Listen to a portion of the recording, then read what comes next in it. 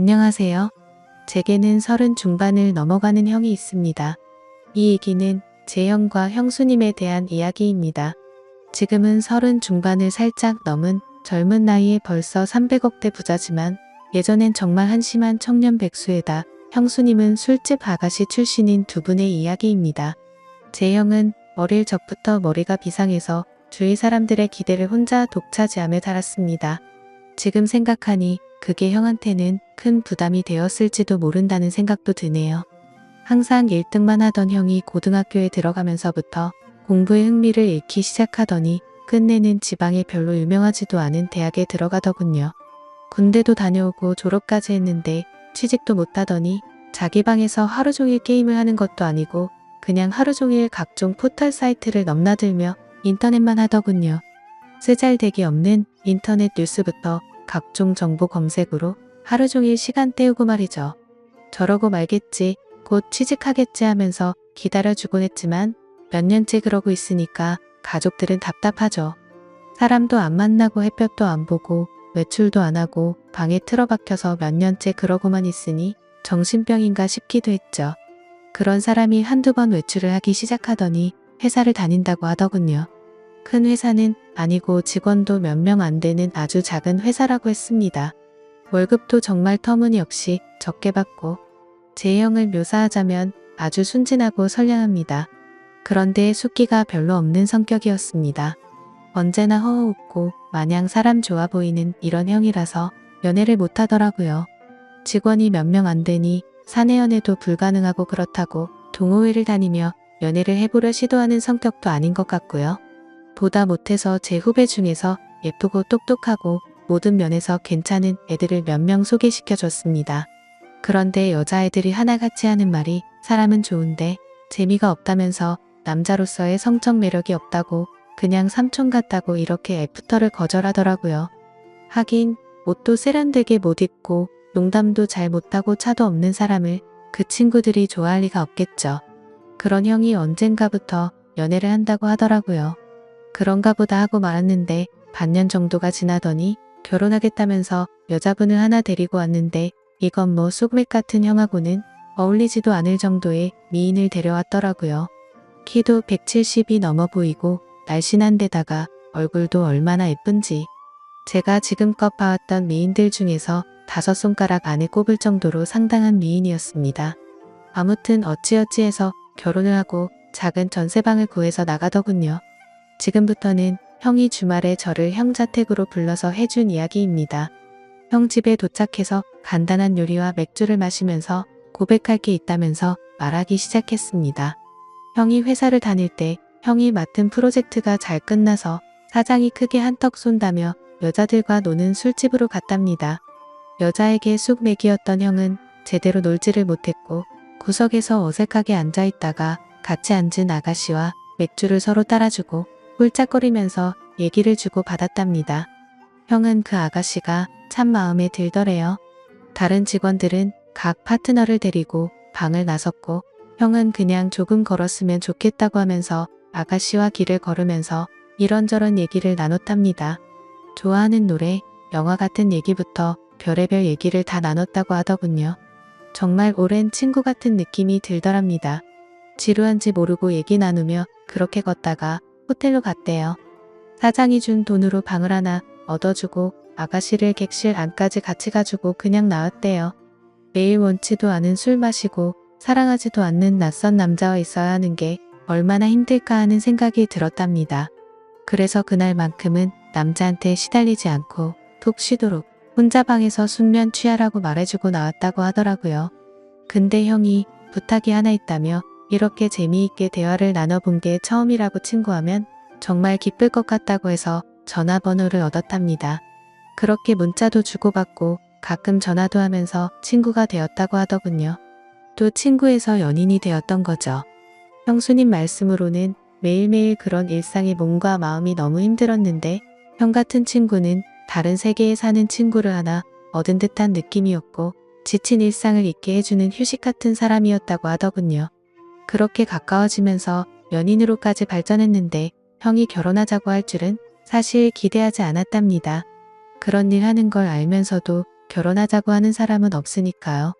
그런데 형과 많은 얘기를 나누면 꼭 그런 일을 하기 전 아직 때묻지 않은 꼬마였을 때의 형수님으로 돌아간 것 같은 느낌도 받고 항상 술시중 들어야 하고 남자들 진상 부리는 걸 받아줘야 하다가 형을 만나면 정상적인 생활을 하는 평범한 여자로 존중받는 기분이 너무 좋아서 형처럼 착한 남자라면 넉넉하지 않아도 사랑받으며 살 수 있지 않을까 하는 기대는 종종 하게 되더랍니다.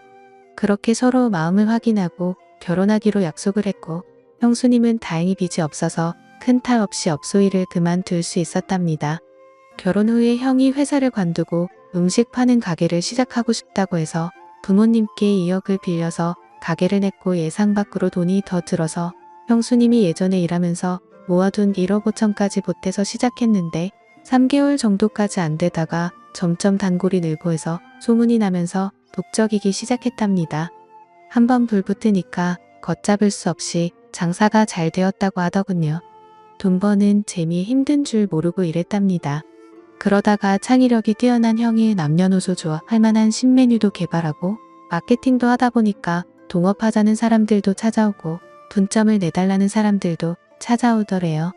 그렇게 투자받아서 인테리어도 정비하고 정식으로 프랜차이즈로 등록하고 몇 년 동안 전국으로 가맹점을 내주기 시작해서 지금은 이름 대면 한 번쯤 들어봤을 법한 회사로 성장시켰답니다. 회사 관두고 해본 적도 없는 음식 사업에 도전한다고 했을 때 다들 말렸죠. 새 집 건너 한 집이 음식점이라고. 그런데 형수님은 당신이 하고 싶고 자신이 있으면 하라고 응원해 주더랍니다. 망해서 다 털어먹어도 동네에서 분식점 하면서 살면 되지. 설마 이렇게 젊고 건강한 두 남녀가 산 입에 거미줄 치겠냐면서 해보라고 했다더군요. 자기가 모았던 통장까지 내주면서 정말 힘들었답니다. 그런데 프랜차이즈로 등록시키고 가맹점 내주면서 더 힘들었답니다.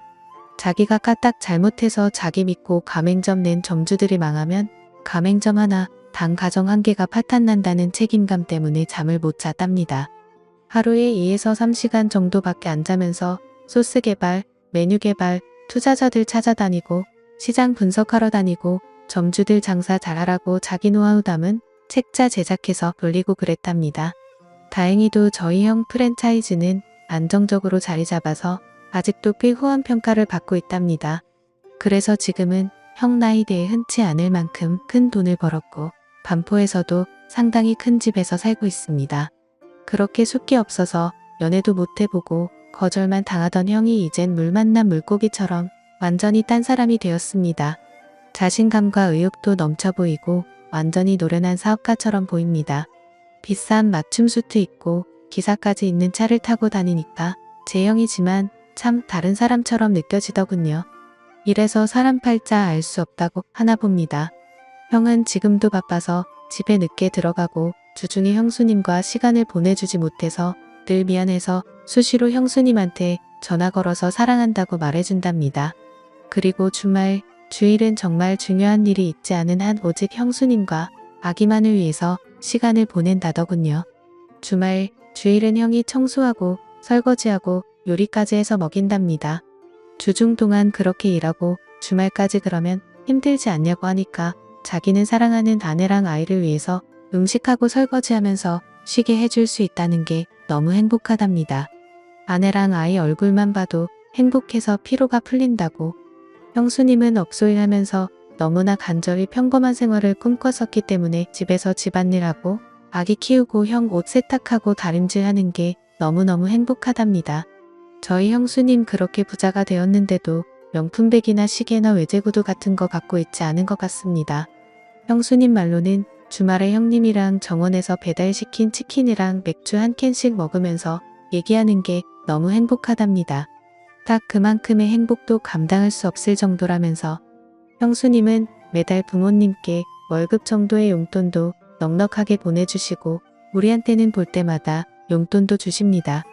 형수님은 저보다 1살 어리십니다. 그런 형수한테 학생도 아닌 번듯한 직장 다니며 나름 연봉도 꽤 받는 제가 용돈 받는 게 웃기는 것 같아서 애도 아니고 용돈 주지 마세요 했더니 형수가 자기가 번 돈이 아니라 형님이 번 형 돈이라고 자기는 단지 전해주는 것만 할 뿐이고 아무리 나이가 들어도 형한테는 언제나 어린 동생들이니 형이 용돈 주고 싶어 할 거라면서 받으라고 하는데 이거 참 난감하더라고요. 부모님은 형수님을 참 좋아하십니다. 남편한테 잘하고 시부모님께 잘하고 참하고 인물도 훌륭하고 뭐 보는 사람마다 며느리 칭찬을 하니까요. 저희 부모님도 형수님을 딸처럼 아끼십니다. 늘 우리 딸 그러시거든요.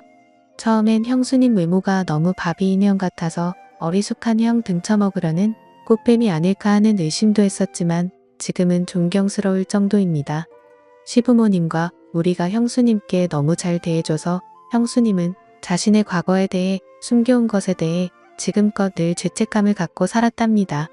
그래서 털어놓고 싶어서 지금에서야 우리한테 말하는 거라고. 그래서 저는 누가 뭐래도 형수님은 우리 식구들이 가장 좋아한 우리 형수님이었고 앞으로도 그럴 겁니다. 형님과 형수님이 성실하게 살았다는 건 알았지만 그렇게 남들보다 몇 배로 애를 쓰며 살았다는 것까진 몰랐네요. 형수님 앞으로도 우리 형님 잘 부탁드립니다. 고맙습니다. 하면서 절을 하니까 형수님이 고맙다면서 우시더라고요. 저까지 마음이 아프더라고요. 얼마나 마음고생을 하셨으면. 인간적으로 존경스럽더라고요.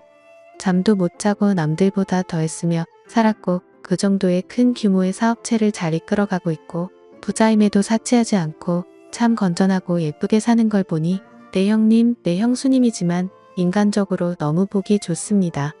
부모님께는 아직은 말씀드리지 않는 게 좋겠다고 했습니다. 저야 젊으니까 이해할 수 있지만 어른들은 그렇지 않을 수가 있거든요. 죄책감을 덜기 위해 말씀드렸다가 혹시나 더 큰 걸 감당하셔야만 할까봐 서로 상처가 될 수 있는 사항이잖아요. 아무튼 모든 분들이 저희 형님과 형수님처럼 현명하고 예쁜 사랑을 했으면 좋겠습니다. 긴 글 읽어주셔서 감사합니다.